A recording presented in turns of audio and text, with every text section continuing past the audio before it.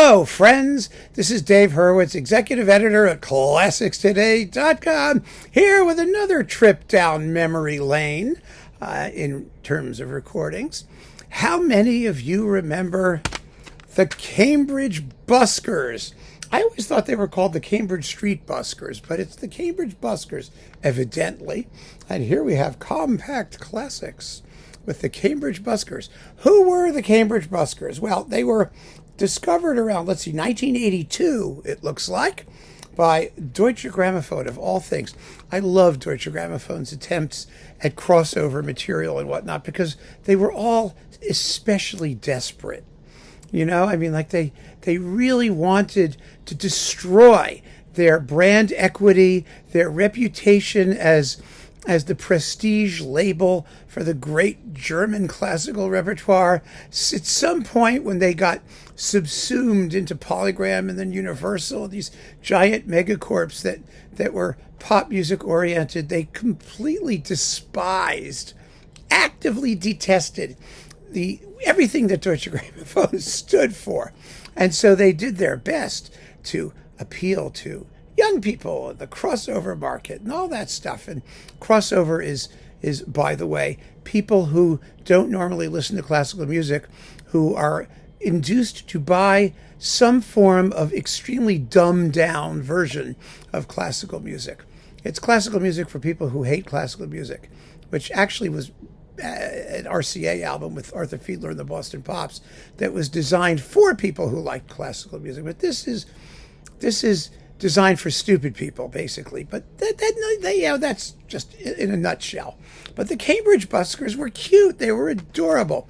There are two guys, Michael Copley, who plays flutes and recorders and crumb horns and, little twitty things, and Dag Ingram, accordion. And they were in London. They played like in the underground and stuff like that. They were discovered and they got a contract with Deutsche Grammophon and they made a record. It was quite successful in its day. I mean, it did well for a while. But remember, we're talking about 1982, 84, 85. This is a compilation. They released several albums, LPs primarily, and we've got, let's see, what have we got here?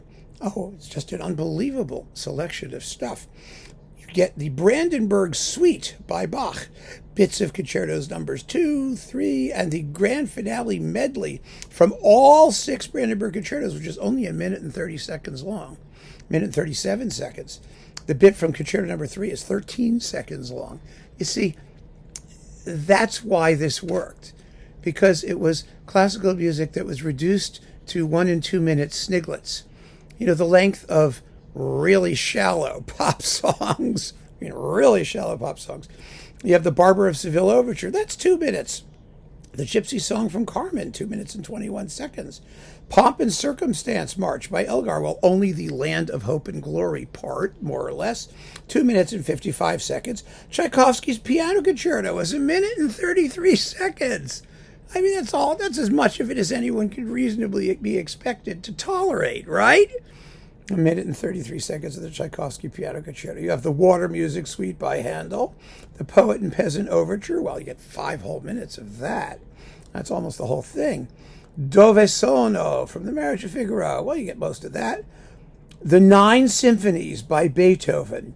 3 minutes and 19 seconds. All 9 of them.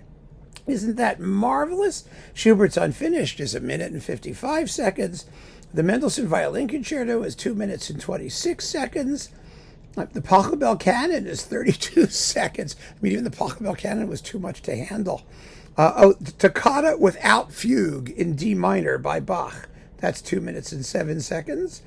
Let's see, the Fireworks Music. Well, 2 minutes of the Overture and 1 minute of the Minuet. Little Buttercup from the HMS Pinafore, 1 minute and 27 seconds. Spring from the Four Seasons is 3 minutes. Okay, that's some chunk of it. The Ride of the Valkyries, I love that. That's 1 minute and 37 seconds.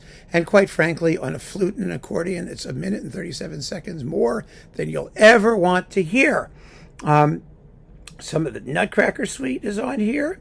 And you got arias, Non più andrai, Largo al factotum, the Hallelujah chorus in 1 minute and 40 seconds, and the 1812 overture, 5 minutes and 23 seconds worth of it.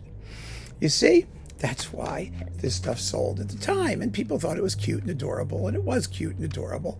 But there's a limit to how much cute and adorable you can take.